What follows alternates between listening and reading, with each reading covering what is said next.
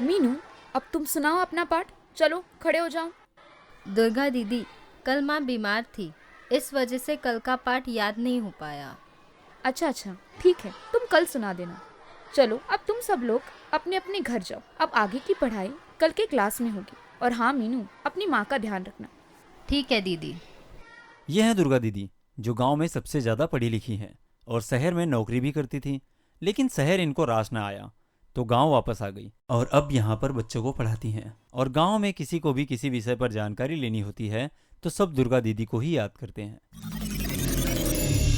नमस्कार दोस्तों, आप सुन रहे हैं आपका पसंदीदा रेडियो स्टेशन गुरुवाणी कम्युनिटी रेडियो 90.8 FM और मैं हूं आपका दोस्त आरजे रवि। दोस्तों, आप सोच रहे होंगे कि आज ये कौन सा प्रोग्राम शुरू हो गया है जिसमें कोई दुर्गा दीदी की आवाज़ आ रही है। जी हाँ, प्रोग्राम जब आगे बढ़ेगा तो आपके हर सवाल का जवाब मिल जाएगा। श्रोताओं, इस प्रोग्राम का नाम है जन जन तक जानकारी। मतलब साफ है, जनता तक जानकारी। और जानकारी किस विषय की? तो वो विषय है पंचायती राज और उसकी व्यवस्थाओं के ऊपर।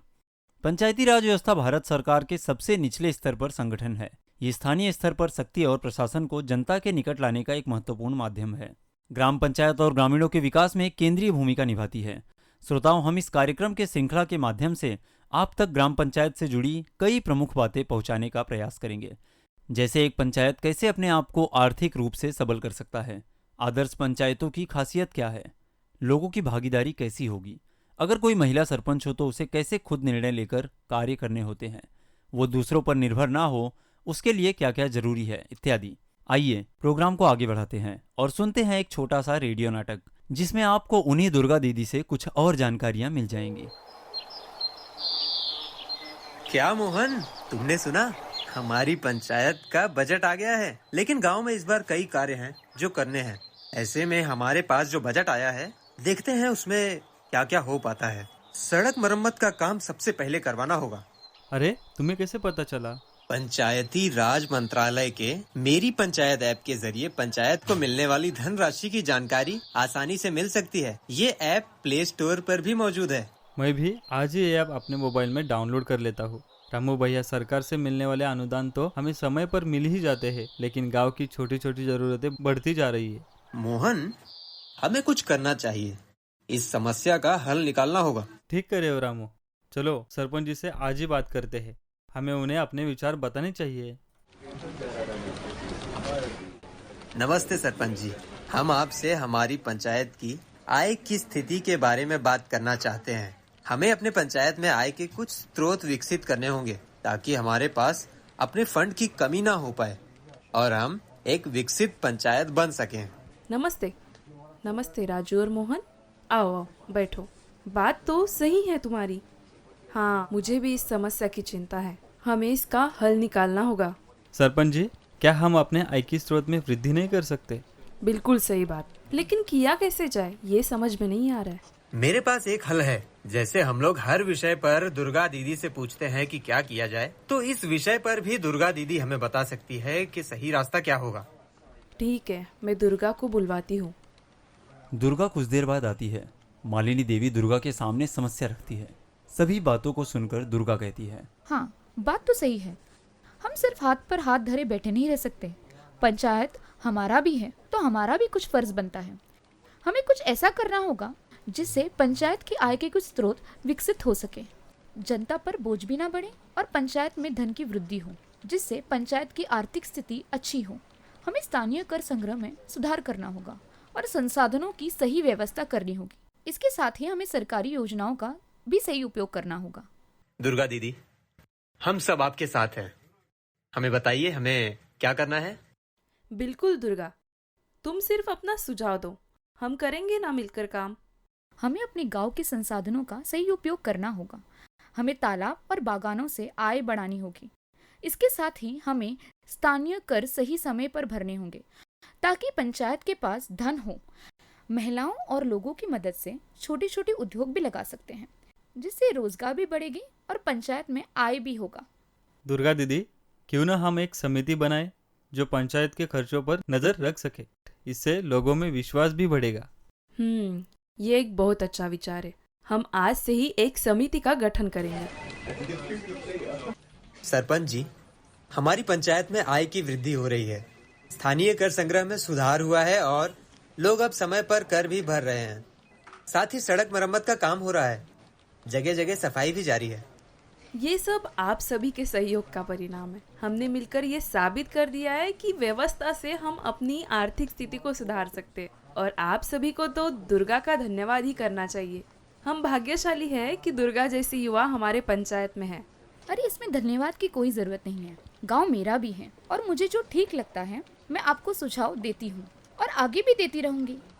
तो श्रोताओं, इस प्रकार रामपुर गांव के पंचायत ने अपने धन और आय व्यय का एक सटीक साफ सुथरा सिस्टम बनाकर एक उदाहरण प्रस्तुत किया है। ये नाटक हमें सिखाता है कि सही नेतृत्व, पारदर्शिता और सामुदायिक सहयोग से हम अपनी वित्तीय स्थिति को और सुधार सकते हैं और गांव का विकास कर सकते हैं। दुर्गा जैसी युवती अगर हर पंचायत में हो तो कभी कोई परेशानी आएगी ही नहीं।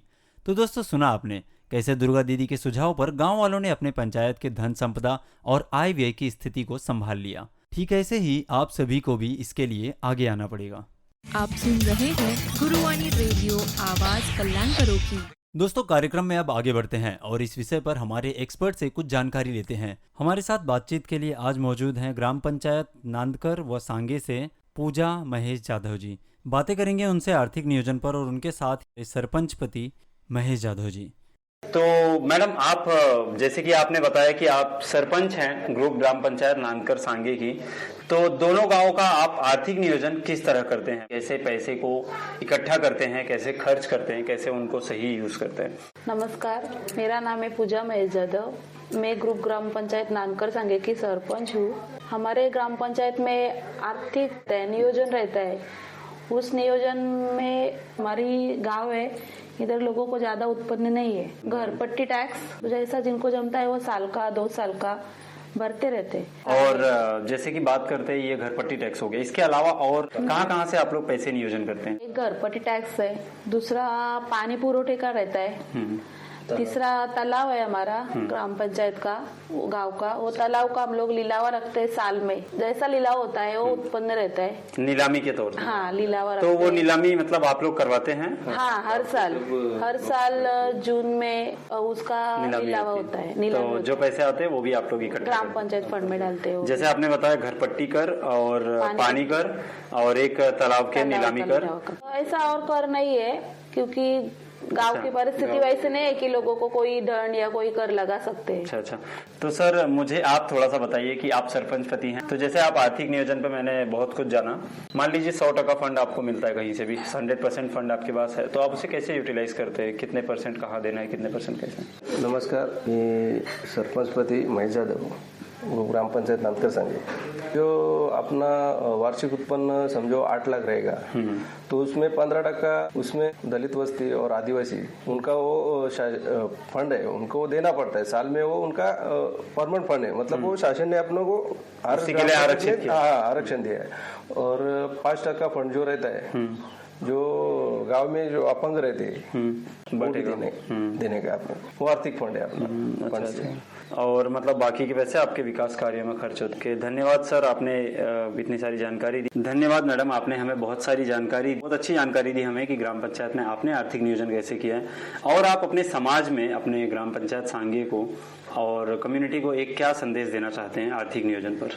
मैं ग्रामस्थों को इतना ही बताऊंगी कि जो कर रहता है, पानी पट्टी, घर पट्टी, जो भी कर रहता है वो उसी कर से हमारा गांव का विकास हो सकता है। दूसरी बात, अगर साफ सफाई के लिए अपने अगल बगल का सफाई वो उनको करनी चाहिए, क्योंकि उससे रोगराई भी नहीं बढ़ेगा, उनके बच्चों के लिए अच्छा रहेगा। और दूसरा मैं ये बताऊंगी कि जो तालाब में कुछ गंदगी नहीं डालनी चाहिए, बेटियों को पढ़ाना चाहिए, उनको आगे बढ़ाना चाहिए और पूरा गाँव साक्षर रहना चाहिए, तभी हम गाँव का विकास कर सकते हैं और गांव का विकास ही हमारा विकास है। धन्यवाद। आप सुन रहे हैं गुरुवाणी रेडियो, आवाज कल्याणकरों की। तो श्रोताओं, सुना आपने आज के प्रोग्राम में जो इतनी सारी जानकारी आपको हमने दी कि कैसे अपने पंचायत को आप और सशक्त कर सकते हैं अपने लोगों के साथ ही मिलकर। उम्मीद है कि आपको हमारा प्रोग्राम जन जन तक जानकारी बहुत अच्छी लगी होगी। आप इस पूरे श्रृंखला को ध्यान से सुने, क्योंकि यह सभी जानकारी आपके लिए बहुत महत्वपूर्ण है। आप भी एक आदर्श ग्राम पंचायत बना सकते हैं और दूसरों के लिए एक उदाहरण बन सकते हैं। श्रोताओं, हम इस प्रोग्राम के श्रृंखला में हर एक एपिसोड में एक सवाल पूछेंगे जो उसी एपिसोड से हुई बातों पर आधारित होगा। सभी एपिसोड के सभी सवालों के सही जवाब देने वाले को मिलेगा एक खास पुरस्कार और स्टूडियो में बैठकर पूरे कल्याण से बात करने का अवसर।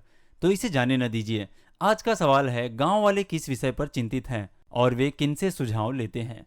जवाब आप हमें व्हाट्सअप कर सकते हैं या हमें कॉल करके बता सकते हैं। हमारा नंबर है 9920903990। अब आज के लिए इतना ही। मिलते हैं इस प्रोग्राम के अगले एपिसोड में जिसका नाम है जन जन तक जानकारी। तब तक के लिए मुझे यानी कि आरजे रवि को दीजिए इजाजत और आप सुनते रहिए गुरुवाणी कम्युनिटी रेडियो 90.8 FM, आवाज कल्याण करो की।